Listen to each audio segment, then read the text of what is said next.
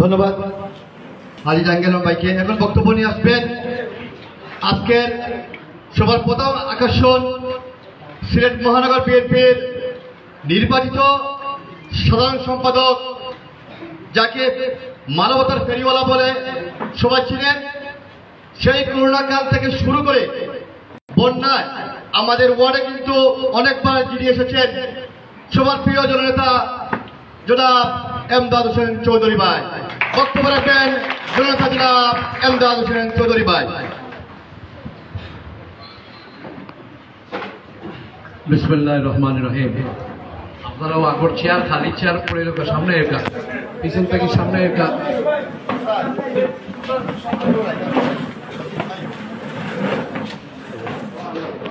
Right হয়ে গেছে তো প্রায় 10:30 মনে হয়।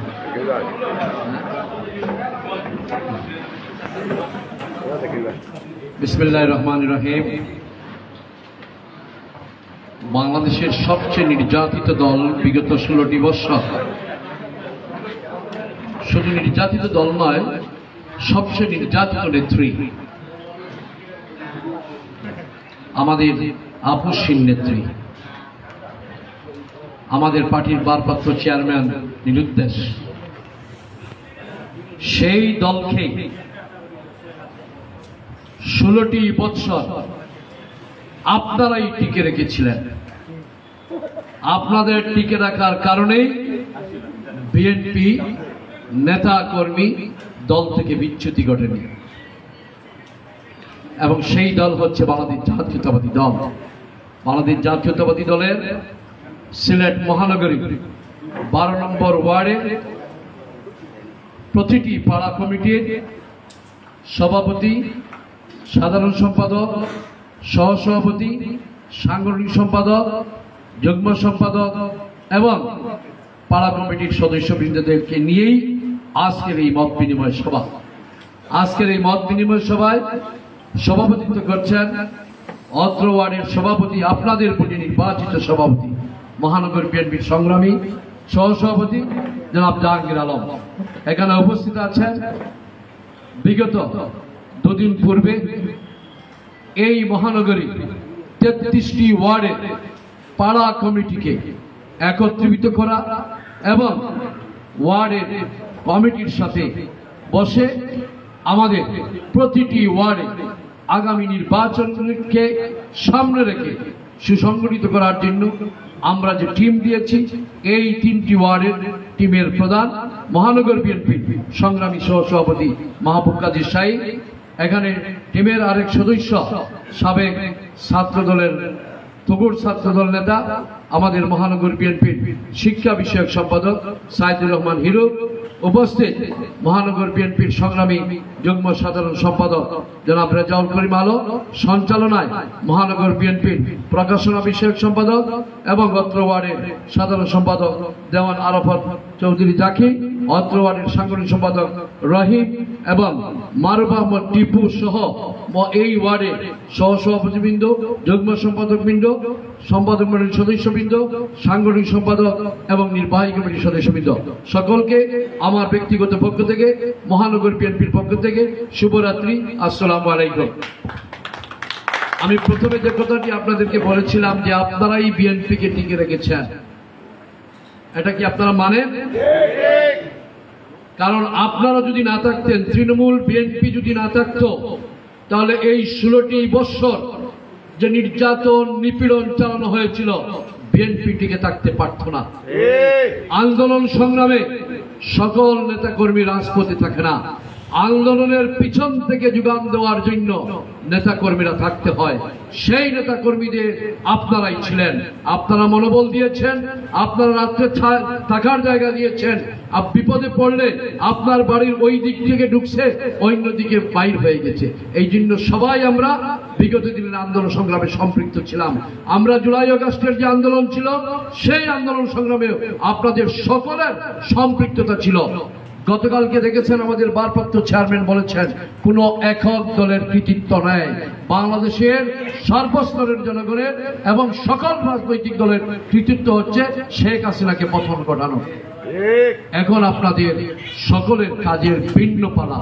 এখন আর ওই শেখ হাসিনার বিরুদ্ধে স্লোগান দেওয়ার সময় নেই। আমাদের এখন আগামী দিনের বাংলাদেশ কিভাবে গড়ব সেটা হচ্ছে আমাদের মূল বিষয়।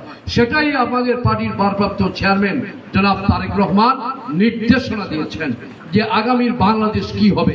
আগামীতে বাংলাদেশে জাতীয়তাবাদী দল যদি ক্ষমতায় আসে তাহলে জনগণের জন্য কি করবে সেটা কিন্তু ইতিমধ্যেই আমাদের ভারপ্রাপ্ত চেয়ারম্যান বলে দিয়েছেন।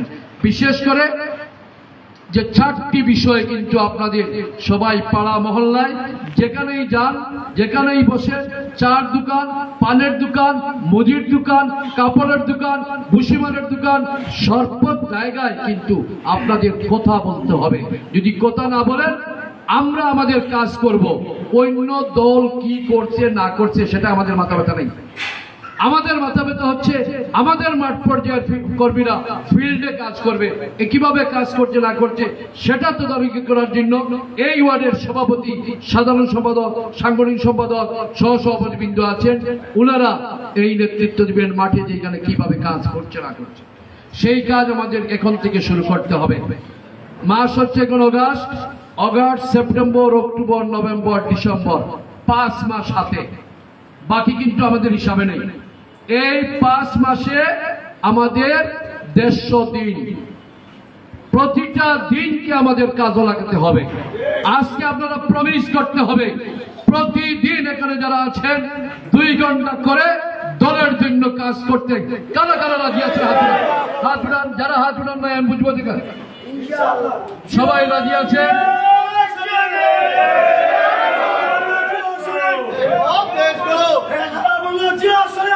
এই দাঁড়াও, আপনারা আগামীকাল থেকে প্রতি পাড়ায় পাড়ায় 2 ঘন্টা করে কাজ করতে হবে। পানের দোকানে যান, চায়ের দোকানে যান, বসবেন, বসে মানুষের সাথে আলাপ করবেন। কি আলাপ করবেন? আমাদের ভারপ্রাপ্ত চেয়ারম্যান জনাব তারেক রহমান বলেছেন বিএনপি যদি ক্ষমতায় আসে বেকারত্ব দূরীকরণ করবেন। এটা হচ্ছে বাংলাদেশের 16 বৎসরের একটি ফ্যাসিস্ট সরকার যে জঞ্জাল সৃষ্টি করে গিয়েছে, কোন যুবকদের জন্য কর্মসংস্থান করে নাই, মানুষ কোনো কাজ পায় নাই, কর্মসংস্থানের কোনো ব্যবস্থা করা হয় নাই, শুধু লুটপাট করেছে।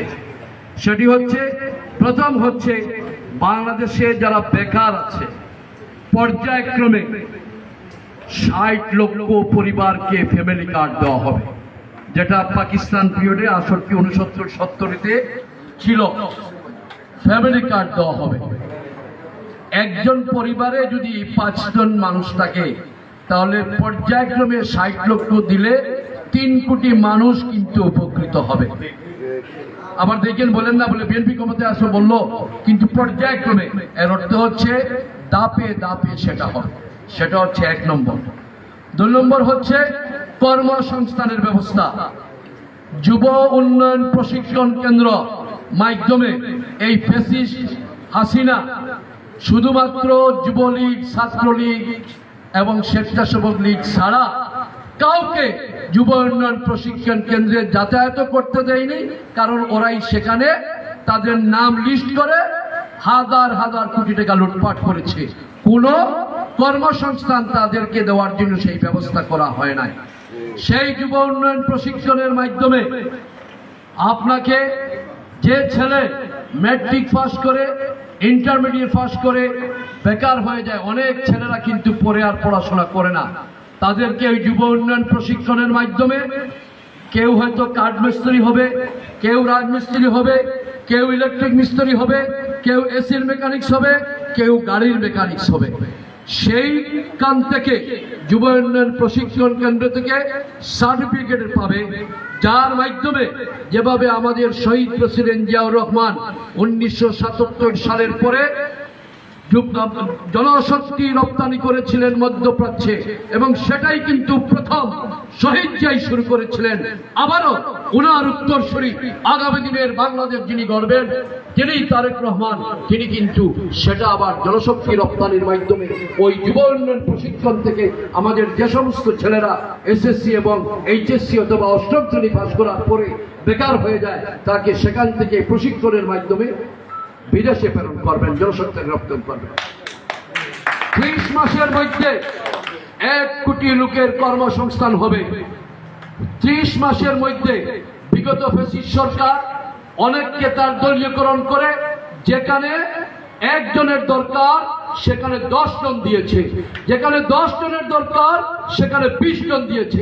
আপনারা জানেন সিলেট মেডিকেল বিশ্ববিদ্যালয়ে যেটি হয়েছিল 54টায়, সেখানে দরকার ছিল 130 থেকে 35 জন, সেখানে 270 জনকে দেওয়া হয়েছিল। দেওয়া হয়েছিল, তাদের সেখানে দলীয়করণ করেছিল। এভাবে সারা বাংলাদেশে বিএনপি যদি ক্ষমতায় আসে, যেখানে অতিরিক্ত জনশক্তি দেওয়া হয়েছে সেখান থেকে মাইনাস করে সঠিক জনশক্তি দেওয়া হবে এবং সেই প্রক্রিয়ায় কিন্তু বাংলাদেশে 30 মাসের মধ্যে 1 কোটি মানুষের কর্মসংস্থান দেওয়া হবে। তাহলে 3টা জিনিস পাইলেন। শেষ জিনিস হচ্ছে এই ফ্যাসিস্ট সরকার বাংলাদেশের স্বাস্থ্য ব্যবস্থাকে একদম শেষ করে দিয়েছে। কারণ যেহেতু আমি মেডিকেল সেক্টরের সাথে সম্পৃক্ত, আমি বলতে পারি যে এই উসমানী মেডিকেল কলেজে 16টি বছরের মধ্যে এমআরআই মেশিন দীর্ঘ 1 বছরের উপরে নষ্ট ছিল। এমআরআই মেশিন বন্ধ ওরা ঠিক করতে পারেনি। তারা শুধু লিস্ট দিয়েছে, টাকা এনেছে, এমআরআই মেশিন ঠিক করে লুটপাট করে গেছে। আমি যখন 2023 সালের ডিসেম্বরের 22 তারিখে আমি যখন গ্রেফতার হই, আমি কিন্তু 24 তারিখে আমি ভর্তি হই উসমানী মেডিকেল কলেজে। সেখানে ইকো কার্ডিওগ্রাম মেশিন, যেখানে 3টা মেশিন সচল থাকার কথা, সেখানে 2টা মেশিন নষ্ট, 1টা মেশিন দিয়ে করে। এমআরআই মেশিন আমি গেলাম, সেখানে দেখি নষ্ট। সিটি স্ক্যান মেশিন সেখানে নষ্ট। অর্থাৎ স্বাস্থ্য ব্যবস্থাকে একদম শেষ করে দিয়েছে। বিএনপি যদি ক্ষমতায় আসে, স্বাস্থ্য ব্যবস্থার জন্য উন্নতি করবে এবং হেলথ কার্ডের চালু করবে, হেলথ কার্ড সিস্টেম। ওই সিস্টেমের মাধ্যমে আপনি যখন হাসপাতালে যাবেন, আপনার নাম, ঠিকানা, অ্যাড্রেস সবকিছুই বলবেন, তখন সাথে সাথেই আপনি যখন যাবেন আপনি নাম বলবেন, আপনার নামের সাথে সেখানে প্রিন্ট হয়ে বাইরে হয়ে আসবে, আপনি আপনার ডাক্তার দেখাবেন এবং বিভিন্ন ডিপার্টমেন্ট চালু করা হবে। এই 4টি জিনিস হচ্ছে অতীব প্রয়োজনীয়: অন্ন, বস্ত্র, বাসস্থান, চিকিৎসা, শিক্ষা। এইগুলো হচ্ছে মানুষের মৌলিক অধিকার। শিক্ষা ব্যবস্থাকে এমন পর্যায়ে নিয়ে গেছে বিগত 16টি বছর এই যে বাংলাদেশের ইতিহাসকে বিকৃত করেছে, সেখান থেকে শহীদ জিয়ার নাম মুছে ফেলেছে। মৌলানা ভাসানী, শেরেবাংলা একে ফজলুল হকের জীবনী পর্যন্ত আপনি পাঠ্যপুস্তকে পাবেন না, ইতিহাস থেকে সব বিচ্ছেদ করে দিয়েছে। তাই এই শিক্ষা ব্যবস্থাকে সঠিক শিক্ষা ব্যবস্থায় রূপান্তরিত বিএনপি যদি ক্ষমতায় আসে তাহলে করবে। আপনার বাচ্চারা স্কুলে যায়, আপনি বিশ্বাস করুন, আপনি এইচএসসি পাস করার পর আপনি একটা ছাত্রকে বলবেন যে 2টি লাইন ইংলিশে একটা অ্যাপ্লিকেশন লেখার জন্য পারবে না, মোটেই পারবে না। কারণ ওই যে কোচিং সেন্টারের নামে স্কুলে সঠিকভাবে পাঠ্যপুস্তক রিডিং করে বাচ্চাদেরকে পড়ানো হয় না। আপনারা দেখেছেন এই বাংলাদেশের অতীতভাবে সংস্কৃতিকে নষ্ট করে শিক্ষা ব্যবস্থায় ডান্স করার পর্যন্ত দেখেছিলেন না? সেই ইন্ডিয়ান সংস্কৃতি এখানে নিয়ে এসেছিল। আজকে বাংলাদেশের শিক্ষা ব্যবস্থা যদি বাংলাদেশ জাতীয়তাবাদী দল ক্ষমতায় যায়, তাহলে শিক্ষা ব্যবস্থাকে পুনর্গঠন করবে, সঠিক শিক্ষা ব্যবস্থা হবে এবং লেখাপড়া করে সত্যিকার অর্থে এডুকেটেড হবে। নলেজ কিন্তু আপনার শেষ নেই, নলেজ পাওয়া, জ্ঞানের কোনো পরিধি নেই। এই ফ্যাসিস্ট সরকার শিক্ষা ব্যবস্থাকে নষ্ট করে দিচ্ছে। এই জন্য আমরা এখন কাজ করতে হবে। আমরা যদি মনে করি যে আমরা ক্ষমতায় চলে আসছি, তাহলে কিন্তু মানুষ ভোট দিবে। এখন যদি মানুষ যদি আমাদের উপরে আস্থা না রাখে, মানুষের সাথে যদি আমরা ভালো ব্যবহার না করি, তাহলে কিন্তু মানুষ কিন্তু ভোটের সময় হিসাব দিয়ে দিবে। আপনাদের নিশ্চয়ই স্মরণ আছে, গত মেয়র ইলেকশনে এখানে ছিল সাইনবোর্ড একটা, আর ভিতর গিয়ে হয়েছে আরেকটা। তাহলে আমরাও কিন্তু এমন কাজ করব না, সাইনবোর্ড থাকবে একটা, কাজ হবে আরেকটা। আমরা এটা যেন করি না। আমি অনুরোধ করব আমাদের ইউনিয়নের পাড়া কমিটির সকল সদস্যবৃন্দকে, দয়া করে আপনারা আপনাদের প্রতিবেশীর সাথে ভালো ব্যবহার করবেন, দলের আমাদের ভাবমূর্তি উজ্জ্বল করার চেষ্টা করবেন। এমন কোনো কাজ করবেন না যে কাজ দ্বারা আমাদের দলের প্রতি মানুষের অনীহা আসে।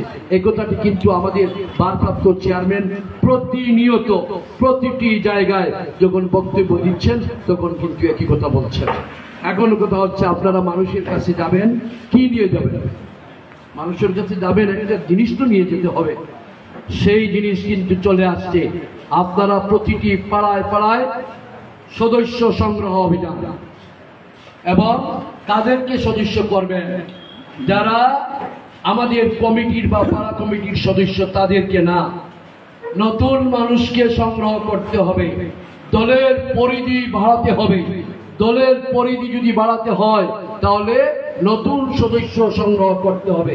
কাদেরকে নতুন সদস্য করবেন? এখন বলবেন যে আওয়ামী লীগের নেতা করবে, সেটাও কিন্তু দল সুস্পষ্টভাবে বলে দিয়েছে। যারা অতীতে অন্য দল, যে দলটি পলায়ন করেছে, সেই পলায়নকৃত দলের বিগত দিনের কোন কমিটিতে অথবা বর্তমানে পদে বহাল আছে, তাদেরকে আপনারা সদস্য করবেন না। তাদের বাহিরে যারা আছে তাদেরকে সদস্য করবেন। সদস্য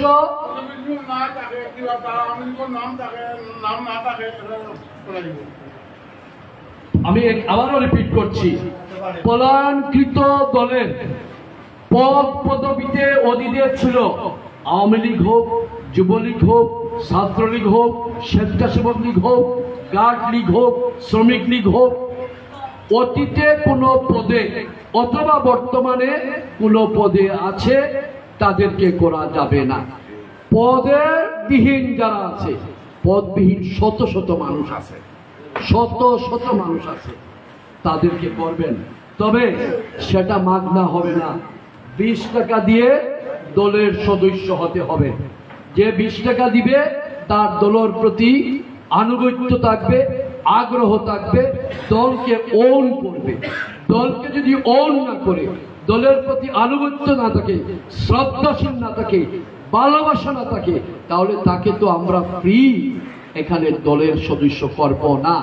নিশ্চয়ই আপনারা দেখেছেন, গত পরশু আমি আমার পূর্ব চকিদিকে করেছি, প্রতিটি মানুষ টাকা দিয়েছে 20 টাকা। আমি বলেছি যে আপনারা 20 টাকা দিয়ে দলের সদস্য হন, আপনি নিজে গর্ববোধ করবেন যে আমি বাংলাদেশ জাতীয়তাবাদী দলের সদস্য হয়েছি, 20 টাকা দিয়ে হয়েছি।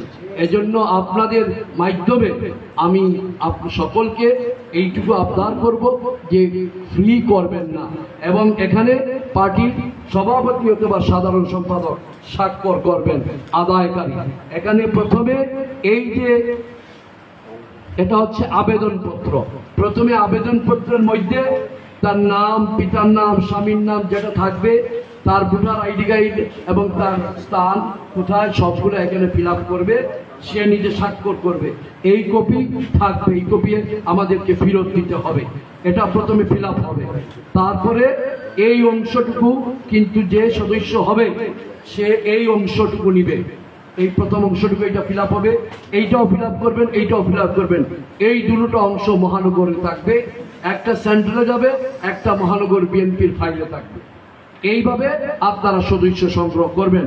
এইগুলা দিয়ে কাজ শুরু করেন এবং খুব শীঘ্রই আমাদের 31 দফার মধ্যে এই কথাগুলো যাতে সাধারণ মানুষ বুঝতে পারে, আমি যে কথাগুলো বললাম সেইগুলো দিয়ে আমরা লিফলেট ছাপাবো এবং সেই লিফলেটে আমাদের সিলেটের গণমানুষের নেতা, বিএনপির চেয়ারপারসনের সম্মানিত উপদেষ্টা মণ্ডলীর সদস্য জনাব খন্দকার আব্দুল মুক্তাদির সাহেবের ছবি থাকবে, ধানের ছোড়া থাকবে এবং সংক্ষিপ্ত করে আমরা বিএনপি যদি ক্ষমতায় যায় তাহলে কি কি করবে, যে কথাগুলো বললাম এইগুলো দিয়ে আমরা প্রচারপত্র দিব।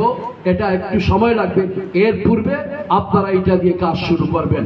এবং এটার পাশাপাশি যেটুকু বললাম, আপনি যেখানেই বসবেন সেখানেই বলবেন। এবং আপনি জানেন যে এই নির্বাচন এমনি এমনি আসে না।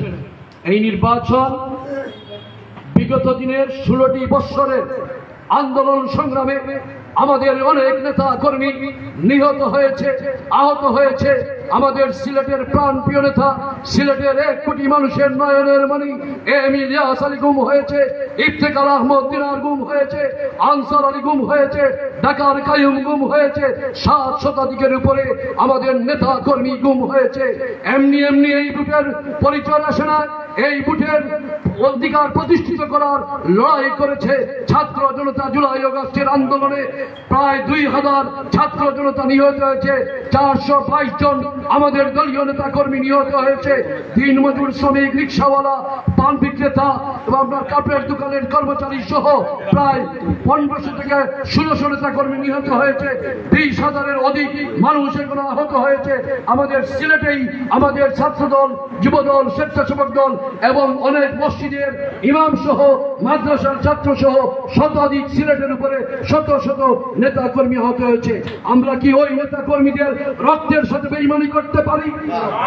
তাহলে আমাদের সকলকে কাজ করতে হবে, সকলকে একতাবদ্ধ হয়ে ইউনাইটেডলি আমরা সবাই কার সৈনিক? শহীদ জিয়ার আদর্শের সৈনিক, আমরা বেগম খালেদা জিয়ার সৈনিক, আমরা তারেক রহমানের সৈনিক, এর বাহিরে কারো সৈনিক নেই। শুধুমাত্র আমাদের প্রার্থী আছেন এখানে সিলেটের একের প্রার্থী, যিনি হচ্ছেন খন্দকার আব্দুল মুক্তাদি। এই জন্য আমরা সবাই আগামীকাল থেকে যে কথাটি বলেছি, দয়া করে 2 ঘন্টা করে সময় দেন। ইনশাআল্লাহ নদীর বাটার জোয়ারের মতো দানের পক্ষে জনগণ আসবে, দানের পক্ষে ছাড়া কোন রূপ থাকবে না ইনশাআল্লাহ।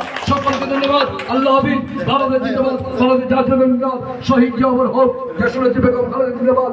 আগামী দিনের রাষ্ট্রনায়ক আমাদের হৃদয়ের মণি, 18 কোটি মানুষের হৃদয়ের মণি, আমাদের ভারপ্রাপ্ত চেয়ারম্যান